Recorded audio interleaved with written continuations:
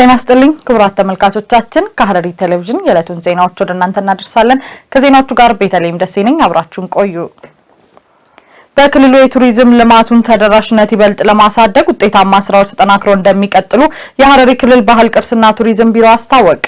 ቢሮው በቱሪዝም ሪፎርም ዙሪያ ከባለድርሻ አካላት ጋር የውይይት መድረክ አካሂዷል። አያንቱ አህመድ ተጨማሪውን ታቀርባለች።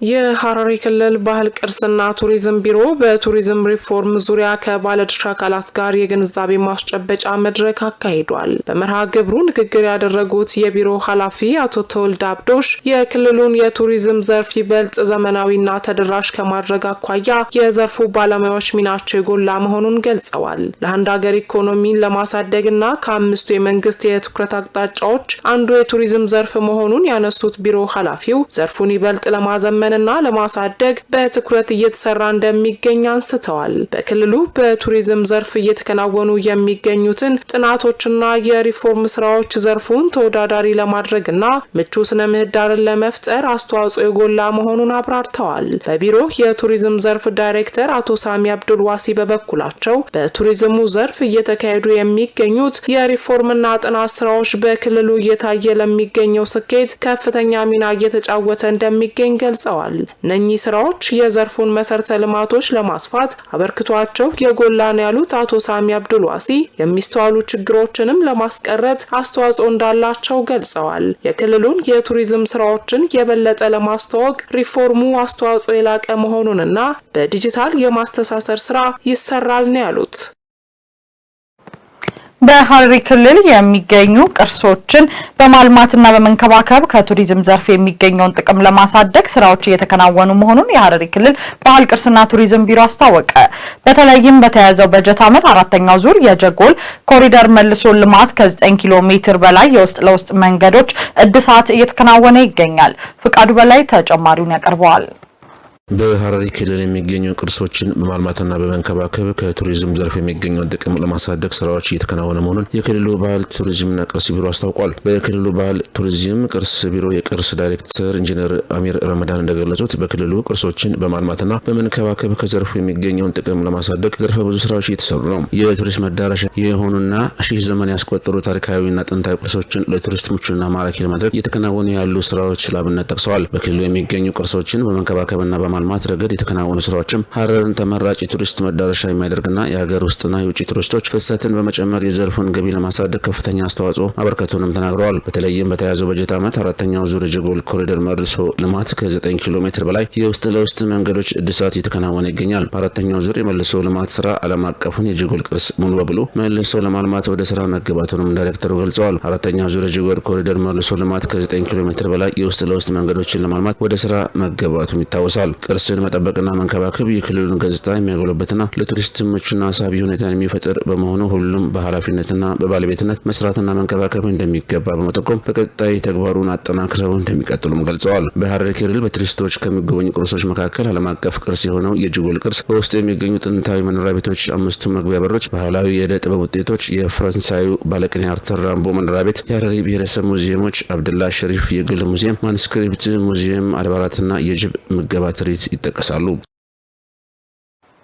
በምግብ ራስን በመቻል የምግብ ሉዓላዊነትን ለማረጋገጥ በቅንጅት መስራት እንደሚገባ ተጠቆመ።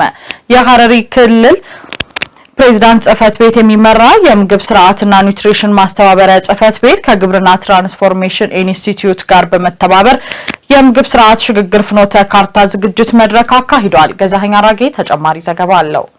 በሐረሪ ክልል ፕሬዝዳንት ጽህፈት ቤት የሚመራው የምግብ ስርዓት ኒውትሪሽን ማስተባበሪያ ጽህፈት ቤት የኢትዮጵያ ግብርና ትራንስፎርሜሽን ኢንስቲትዩት ጋር በመተባበር የምግብ ስርዓት ሽግግር ፍኖተ ካርታ እቅድ ዝግጅትና የማስተዋወቅ መድረክ አካሂዷል። የክልሉ ግብርና ልማት ቢሮ ምክትል ኃላፊ አቶ ነስረዲን አህመድ በወቅቱ እንደገለጹት መንግስት የምግብ ሉዓላዊነትን ለማረጋገጥ አንድም መሬት ጾም እንዳያድር ትኩረት ሰጥቶ እየሰራ መሆኑን ገልጸዋል። ከዚህ ባሻገር የተመጣጠነ የምግብ ስርዓትን ለመዘርጋት በሊማት ትሩፋት ላይ አበርታች ውጤቶች እየተመዘገበ መሆኑንም ጠቁመዋል። ገጠርን ትራንስፎርም ማድረግ ነው። ገጠር ትራንስፎርም የሚሆነው ደግሞ ግብርና ትራንስፎርም ሲደረግ ነው። ከዛ በኋላ መዋቅራዊ ሽግግር ይመጣል ብሎ ስልጠናዎችን ወስደናል። ለዚህ ደግሞ ግብርና ትራንስፎርም ሲያደርግ የተለያዩ ሰብሎችን የእንስሳት ተዋጽኦችን ያመርታል።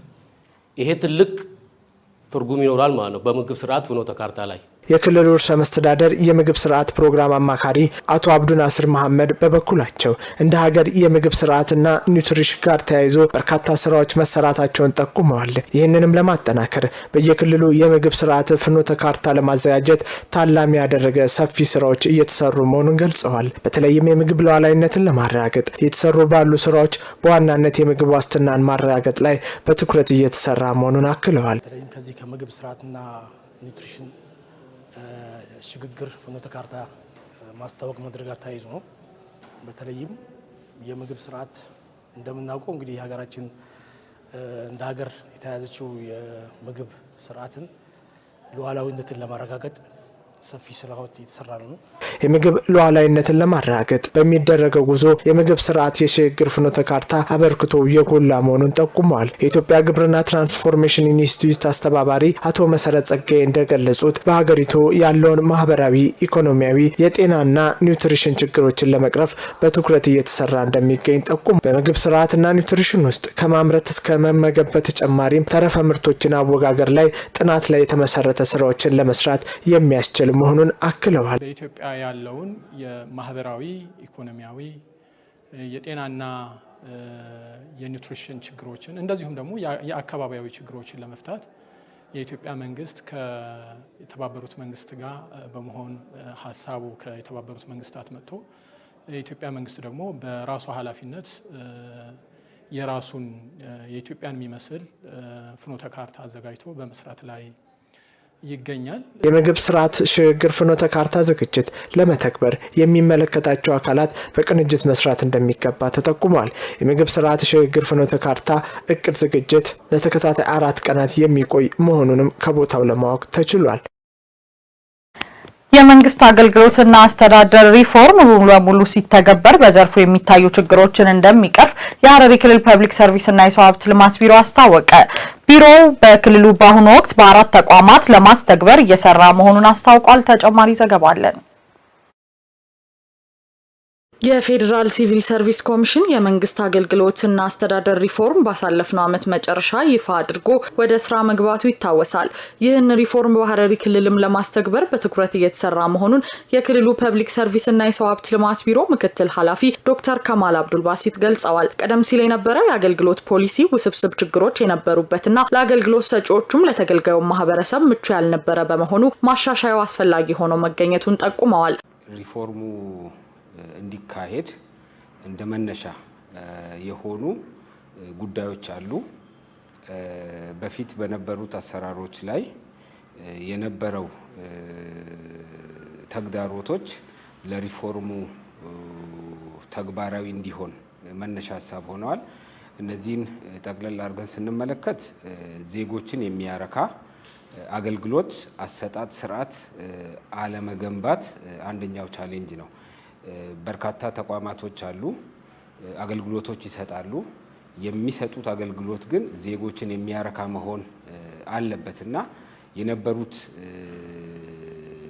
አገልግሎት አሰጣጦች ዜጎችን ማርካት ላይ ክፍተት ስላለበት ዜጎችን ሊያረካ የሚችል አገልግሎት አሰጣጥ ስርዓት ያለመገንባት አንደኛው ምክንያት ነው ብለን መውሰድ እንችላለን። አዲሱ ሪፎርም ግልጽነትና ተጠያቂነትን በማስፈን ዘርፉ ያለውን የአገልግሎትና የአሰራር ችግሮችን በመቅረፍ የተገልጋዩን እርካታ ከፍ ያደርጋል ተብሎ ይታመናልም ብለዋል። እንደ ዶክተር ከማል ገለጻ የአገልግሎት አሰጣጡ እንደ ሀገር በ8 ተቋማት የተተገበረ ሲሆን በሐረሪ ክልል በ4 ተቋማት በፐብሊክ ሰርቪስና ሰው ሀብት ልማት ቢሮ፣ በገንዘብና ኢኮኖሚ ትብብር ቢሮ፣ በጤና ቢሮና በኢንተርፕራይዝና ኢንዱስትሪ ልማት ቢሮ ለመተግበር ቅድመ ዝግጅቶች ተጠናቀዋል። እኛ ክልል በ4 ተቋማቶች ላይ ይሄ ሪፎርም ተግባራዊ ይደረጋል። አሁን ባለው ሁኔታ ሪፎርሙን ለመጀመር የሚያስፈልጉ የቅድመ ዝግጅት ስራዎች፣ የዶክመንት ዝግጅት፣ ስትራቴጂዎች፣ መመሪያዎች፣ ደንቦች፣ የምዘና ማኑዋሎች እነዚህን በማዘጋጀት የቅድመ ዝግጅት ስራውን አጠናቀን ወደ ሙሉ ትግበራው ለመግባት ነው በዝግጅት ላይ ያለነው። በመጀመሪያው ዙር እንደኛ ክልል በ4 ተቋማቶች ላይ ሪፎርሙ ይጀመራል። የአራቱ ተቋማት አፈጻጸሞች እየታየ እየተገመገመ ደግሞ ወደ ሌሎች ተቋማቶች ሰፍቶ ሁሉም ተቋማቶች ላይ ተግባራዊ የሚሆነው። ይህ ሪፎርም ብቁ ተቋምና የበቃ ባለሙያ ማፍራትን ዓላማ ያደረገ በመሆኑ ትግበራውን ለማሳካት ሁሉም ተቋማት በሙሉ አቅም እንዲሰሩ ምክትል ኃላፊው አስገንዝበዋል። የኑሮ ውድነት ጫናን ለመቀነስና የስራ አጥነት ችግርን ለመቅረፍ የህብረት ስራ ማህበራት ድርሻቸው የጎላ መሆኑ ተገለጸ። በሐረሪ ክልል በማህበር ተደራጅተው እየሰሩ የሚገኙ ህብረት ስራ ማህበራት ተጨባጭ ለውጥ አግኝተናል ሲሉ ገልጸዋል። ዘገባው የጀጂዳ አህመድ ነው። ተጨማሪውን ሲሳይ ዘሪሁን ያቀርበዋል።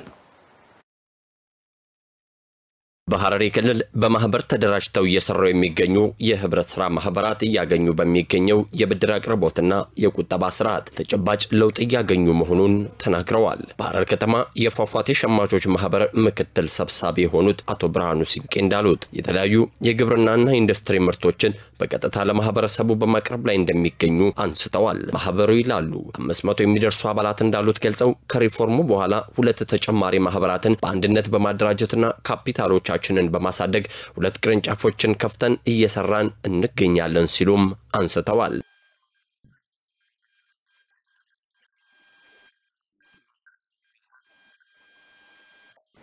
ከገበሬዎችና ከኢንዱስትሪ እቃዎች ያመጣን ለህዝብ እየሸጥን ነው። ማህበሩ ስራውን ከጀመረበት ጊዜ ጀምሮ 2 ማህበራትን በማዋሃድ ካፒታላችንን አሻሽለናል። አባልነታቸውም ወደ 520 የሚጠጉ ሰዎች ሲገኙ ከነዚህም ውስጥም 255ቱ ሴቶች ሲሆኑ 265ቱ ደግሞ ወንዶች ናቸው። በክልሉ የሚገኙ የእድገት በህብረት ብድርና ቁጠባ ተቋም እስከ 500 የሚደርሱ አባላት እንዳሉት የገለጹት ደግሞ የማህበሩ ምክትል ሰብሳቢ አቶ ፋንታ አለማየሁ ማህበሩ ከሚሰጡ አገልግሎቶች ባሻገር ለበርካታ ስራ አጥ ዜጎች የስራ ዕድል እየፈጠረ እንደሚገኝም አንስተዋል። በተጨማሪም ከወለድ ነጻ የብድር አቅርቦት እየሰጡ እንደሚገኙም ገልጸዋል።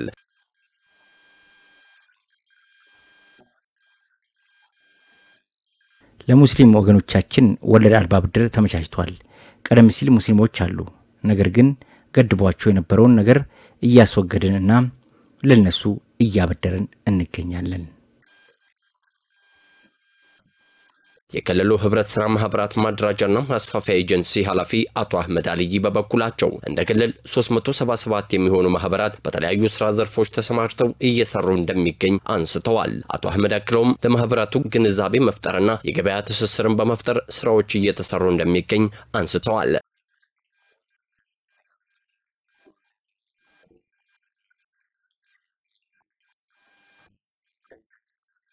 ትልቁ ስራችን እነሱን ለማሻሻል ቀርበን ተነሳሽነትን በመፍጠር እንዲሻሻሉ በማድረግ ስራችንንና የኤጀንሲውን አመራር እነሱን ለመደገፍ የቴክኒክ ድጋፍ እየሰጡ ነው። አቅጣጫዎችን እናሳያቸዋለን፣ ህግና ደንቦችን እናስተምራቸዋለን፣ ደንቦቹ ማሟላታቸውን እናረጋግጣለን፣ ስብሰባዎችን በሰዓቱ እንዲያካሂዱ እናደርጋለን። በተጨማሪም ችግሮቻቸው ካፒታል በመሆኑ ከስቄ ባንክ ጋር ውል በመፈራረም ቆጥበው እንዲያበድሯቸው እያደረግን ነው። በተጨማሪም ገበያቸውና ተቀማጫቸውን ለማሳደግ ተደራሽነታቸውን ለማስፋት ከስንቄ ባንክ ጋር ውል እንዲገቡ በማድረግና የመሸጫ ቦታ በማመቻቸት ድጋፍ እያደረጉ መሆናቸውንም ገልጸዋል።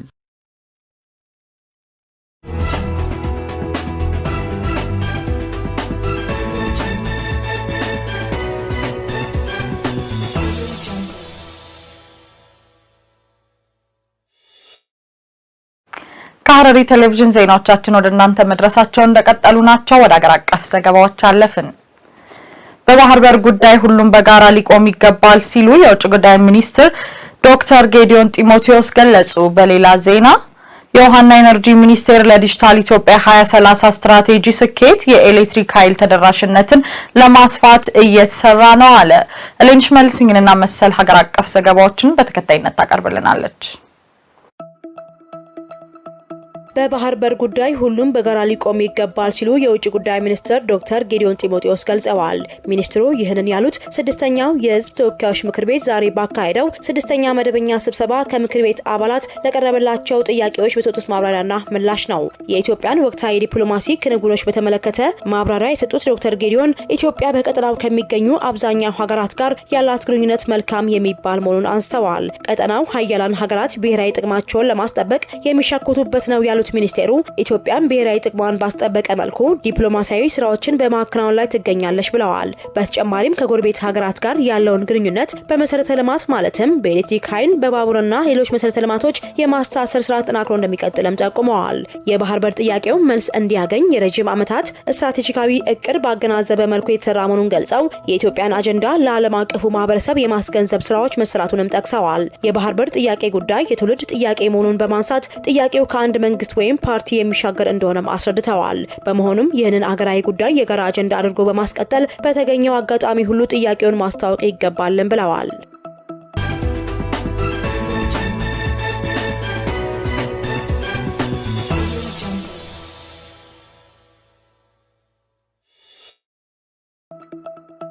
የውሃና ኢነርጂ ሚኒስቴር ለዲጂታል ኢትዮጵያ 2030 ስትራቴጂክ ስኬት የኤሌክትሪክ ኃይል ተደራሽነትን ለማስፋት እየተሰራ ነው አለ። በሚኒስቴሩ የኤሌክትሪፊኬሽንና ኢነርጂ መረጃ ዋና ስራ አስፈጻሚ መስፍን ዳባ ለፋና ሚዲያ ኮርፖሬሽን እንዳሉት ባለፉት 7 ዓመታት በብሔራዊ ኤሌክትሪፊኬሽን ፕሮግራም ከ2 ሚሊዮን በላይ አባወራዎች የኤሌክትሪክ ኃይል እንዲያገኙ ተደርገዋል። ለዲጂታል 2030 ስትራቴጂክ ስኬት በቀጣይ ዓመታት ለ9 ሚሊዮን አባወራዎች የኤሌክትሪክ ኃይል ለማቅረብ እየተሰራ ነው ብለዋል። ከብሔራዊ ግሪድ ርቀው ለሚገኙ አካባቢዎች በቤተሰብና በማህበረሰብ ደረጃ የሶላር ኢነርጂ ቴክኖሎጂ ተደራሽ የማድረግ ግብ መኖሩንም ተናግረዋል። ይህም የኤሌክትሪክ ኃይል አሁን ካለበት 63 በመቶ ወደ 75 በመቶ ከፍ እንደሚያደርግና ለዲጂታል 2030 ስትራቴጂክ ስኬት እንደሚያግዝም ስራ አስፈጻሚው አብራርተዋል።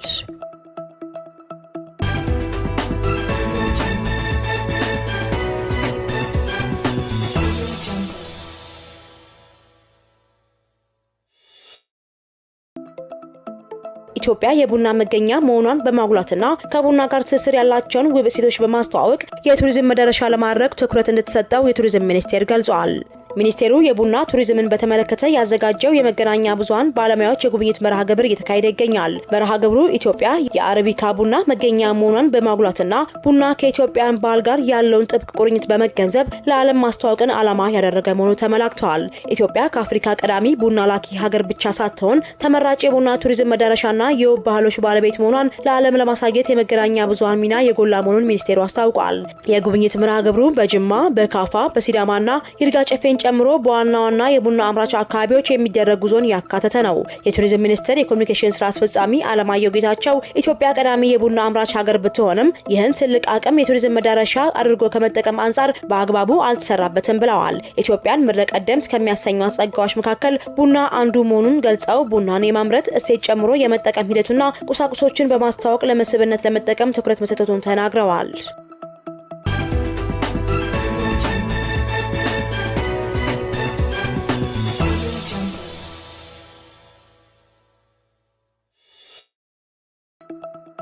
በኦሮሚያ ክልል ምስራቅ ሸዋ ዞን በበጋ መስኖ የሚለማ 266000 ሄክታር መሬት በስንዴ ዘር መሸፈኑን የዞኑ ግብርና ጽሕፈት ቤት ገልጿል። የጽሕፈት ቤቱ ምክትል ኃላፊ አብነት ዘገየ ለኢዜአ እንዳስታወቁት በዞኑ 11 ወረዳዎች በዘንድሮ የበጋ መስኖ 250000 ሄክታር መሬት በስንዴ ለማልማት ታቅዶ ሲሰራ ቆይቷል። እስካሁን በተደረገ እንቅስቃሴ ከእቅድ በላይ 266700 ሄክታር መሬት በዘር መሸፈን መቻሉን ገልጸዋል። በዞኑ በሚገኙ አብዛኞቹ ወረዳዎች የልማት ስራው በትራክተር በመታገዝ በኩታ ገጠም የታረሰ ሲሆን የሰብል እንክብካቤ ስራውም ከወዲሁ ትኩረት እንድትሰጠው ገልጸዋል። ልማቱ የከርሰ ምድርና የገጸ ምድር ውሃን በመጠቀም እየተካሄደ መሆኑን ጠቁመው በዋናነት 7 ወረዳዎችን አቋርጦ የሚሄደውን አዋሽ ወንዝ በመጥለፍ በዘመናዊ መስኖ ፕሮጀክትና የጉድጓድ ውሃ በመጠቀም ስራው ሲከናወን መቆየቱን ተናግረዋል። በአጠቃላይ በበጋ መስኖ ስንዴው ከለማው መሬት 13 ሚሊዮን ኩንታል ምርት እንደሚጠበቅም አቶ አብነት አስታውቀዋል።